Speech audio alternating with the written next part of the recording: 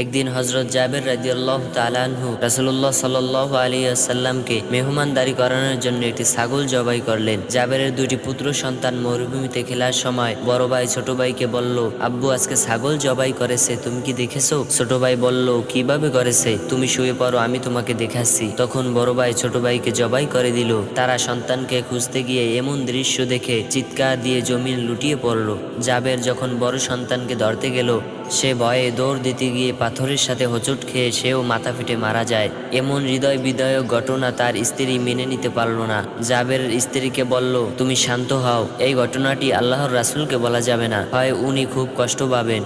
এদিকে আল্লাহ তাআলা জিবরাইল আলাইহিস সালামকে বললেন, আমার রাসূল যেন জাবেরের দুই সন্তান ছাড়া খাবার না খায়। অবশেষে জাবের ঘটনাটি খুলে বলল। রাসূলুল্লাহ সাল্লাল্লাহু আলাইহি ওয়াসাল্লাম অলৌকিকভাবে তার দুই সন্তানকে জীবিত করে সঙ্গে নিয়ে খাবার খেলেন। সুবহানাল্লাহ। ভিডিওটি ভালো লাগলে লাইক